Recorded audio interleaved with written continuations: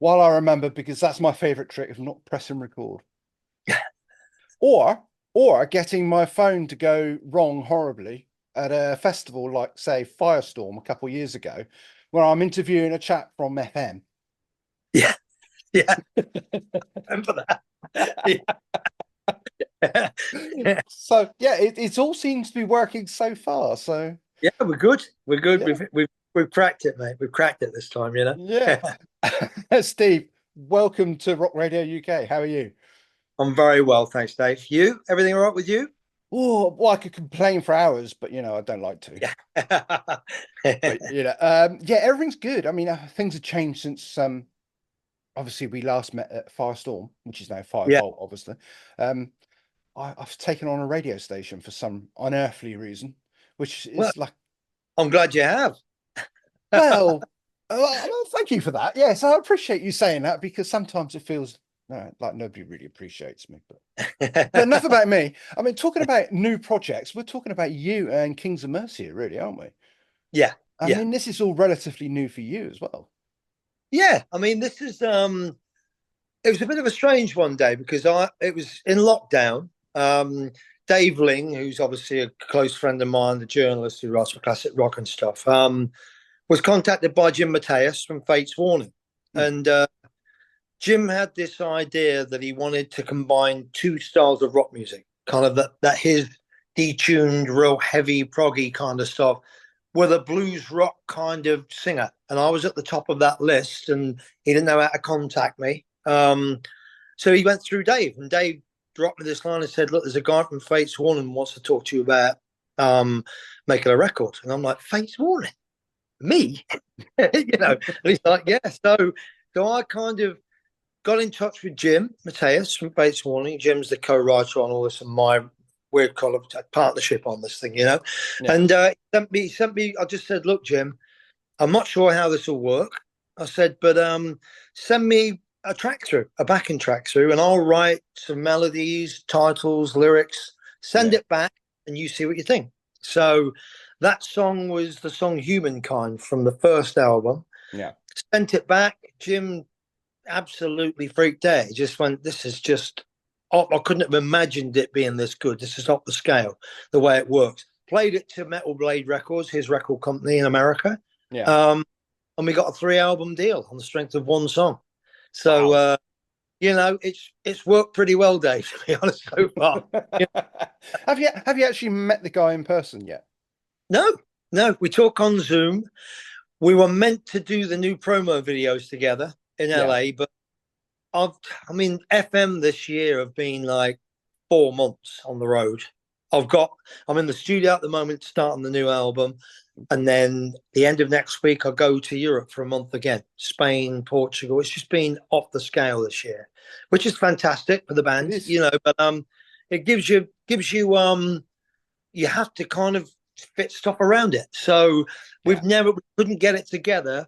Obviously, Simon Phillips is in, so I think, somewhere like Florida. You got Joey in LA. You got Jim somewhere else in the States, and me in Cheshire.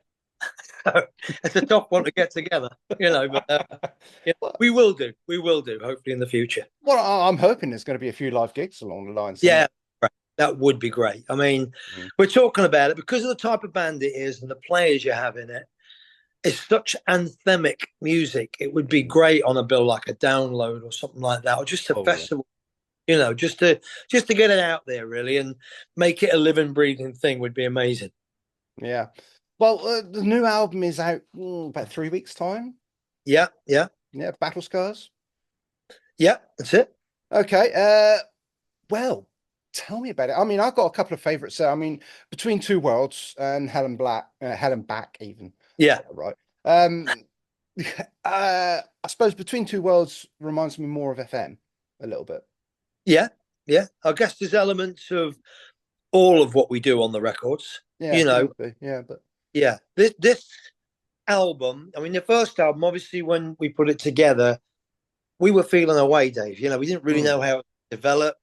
And I didn't know because at the time when I wrote all the songs with Jim, obviously we hadn't got the lineup of the band that we wanted together. So yeah, Jim got Joey involved, obviously because of his connections with Joey with Fates Warning. yeah, And And when he said, I'm going to try and get Simon Phillips to join the thing and do the drums, I'm like, Simon Phillips, he's like, yeah. I said, can we get Simon Phillips? He went, leave it with me. So Jim put the band together, and then I started getting mixes through from America. Yeah. And once I heard the songs played by this band, it was like, man, this is just incredible. It's so huge. It sounds huge, And it's evolved. This second album, we've experimented a bit more. We now know what we want Kings of Mercia to be. Yeah. We've developed that sound. It's got better and better, in my opinion. I mean, Battle Scars is a very haunting song, but there's nothing like it on the first album. And stuff like Aftermath, which is really dark. There's nothing like that on the first album. I think we're just experimenting a bit more and finding out what Kings of Mercia really are, Yeah. So, I mean, does this give you a bit more freedom writing as well?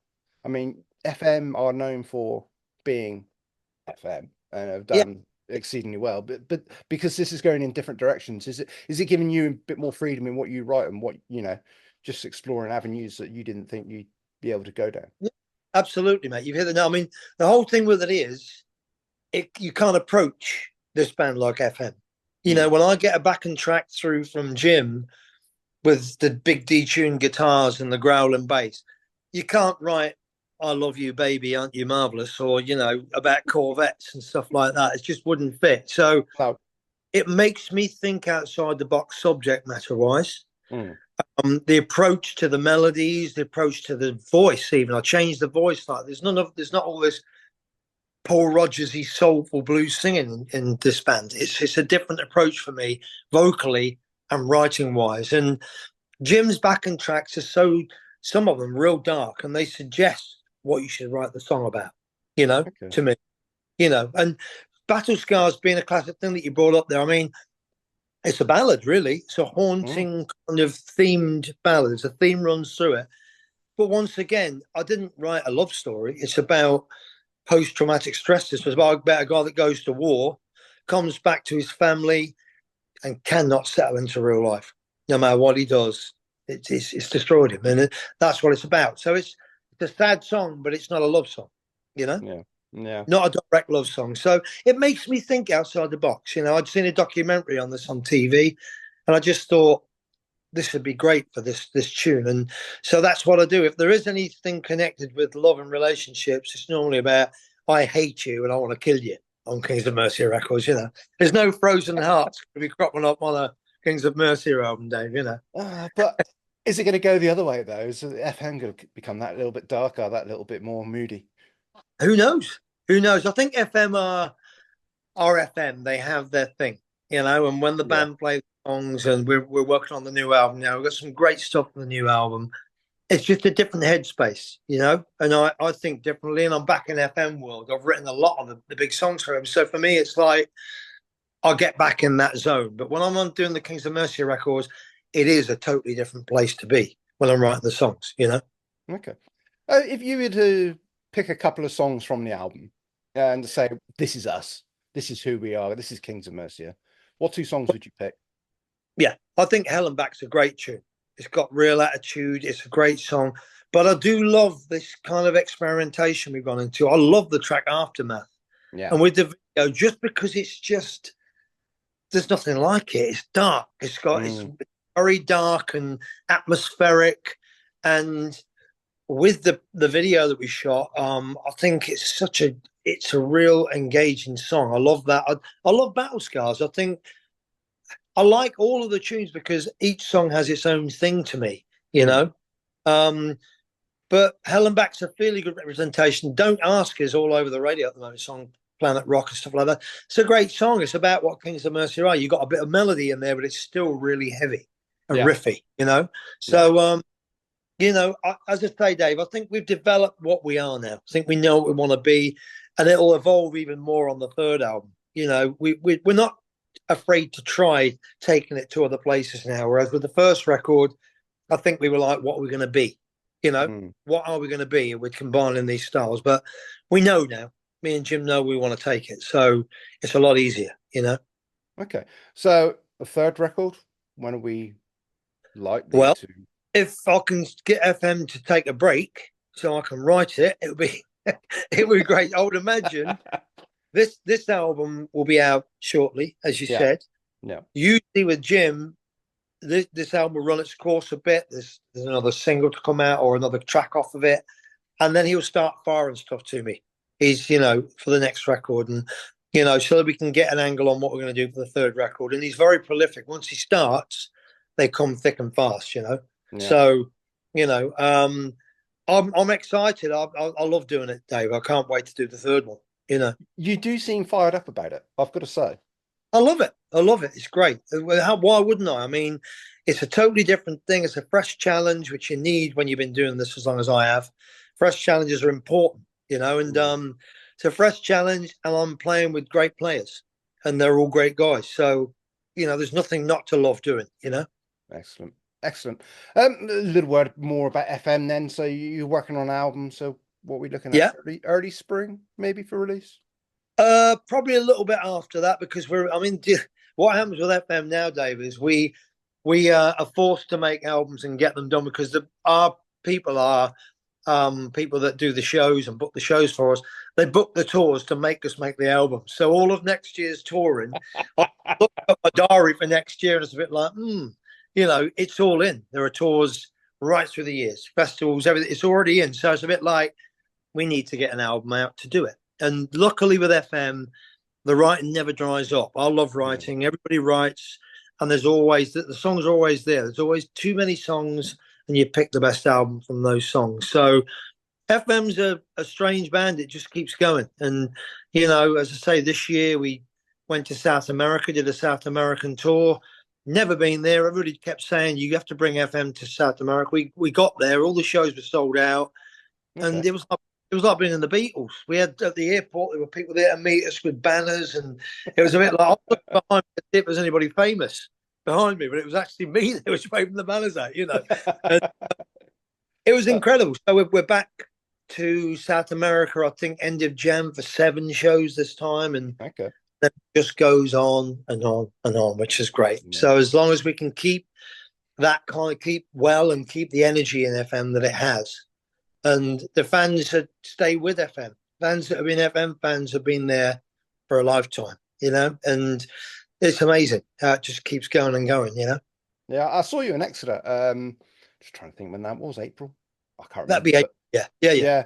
And all of you just have big fat grins on your faces. You just loving it up on stage, and it's just like it's one of those really, really great gigs that you go home really chuffed about, saying, "Yeah, I'm really glad I went to that." That's what we want with FM. FM, you come to an FM gig, we want people to leave having gotten something out of it, having had a great time. It's not a political band, Dave. It's about people enjoying.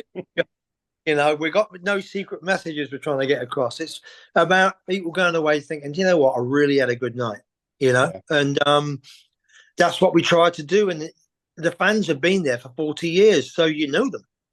It's silly. It's like you go to different towns and people follow the band around. People will come to 6 or 7 shows. It's incredible how people have, and it's very touching when you see the fact that the music has meant something to the times of their life, and it's been difficult or whatever, and they've used your music to help them through it. It's an amazing thing, It makes it all worthwhile. So, there's no kick like no buzz like doing a gig and looking down and everybody knows every word of your songs and they love it. It means that you've touched people and it's meant something to them, Yeah. I mean, I think that makes a classic song or a classic album in itself when it's meant to somebody in a point in time. It doesn't matter if it's sold billions and billions of CDs that have ended up in landfill. It's just, it's just that song, that moment. To somebody, and it's just something that they pull out and they think, oh God, yeah, I remember this got me through this, or I had this song played at my wedding. It's my first time. People FM get played at all sorts of things, and it's a great thing. People's occasions, it's helped people. I just did an interview a while back, and the guy said it really helped me through a tough time. When people tell you those stories, it's quite touching because you don't know that it's going to mean that much to them when you write the song. You're writing a song, but the fact that FM just have a lot of songs, and basically a lot of catalogs, and each album means different things to different people when you talk to them, and that's Yeah. why we like talking to the fans. It gives you a real buzz, really does. Yeah. And you're playing Spain as well soon? Yeah, we've got 6 shows in Spain. This is end of next week, so I'm doing this Firefest gig next week as Overland, and then I've got 6 shows in Spain, 2 in Portugal, 1 in Greece. It just goes on and on and on. So another Belgium. It's like another month on the road. So, and then we'll finish the album, and then we'll start all over again in January. Am I right in saying you got Grand Slam as well? Yeah. So Love that good band. bill. Yeah, real good bill. So, and we're all mates, so it's really, really, so it's like a family on the road. So that's a good thing. Okay, well, Steve, I'm not going to hold you up very much longer because you're obviously a very busy man. That's nice to talk to you, Dave. And That's all right. It's nice to talk to you, and it stayed working. It's a miracle. The miracle of science. To be honest, Yeah. technical stuff and me don't really go together. And Well, you're this. talking to probably there's probably even beneath you on the technical stuff here. I'm the only dinosaur in FM that when I go and do stuff, I have to go to a recording studio still. I don't have one at home. Yeah. Okay, Battle Scars from Kings of Mercia is out at the end, well, not quite the end of October, and you can get it on Metal Blade, and you love it. So do I. Yeah, cool. Brilliant, Dave. Fantastic. Steve, thank you very much. Thanks a lot, mate. Take care. Speak to you soon, yeah? Cheers. See you later. Bye.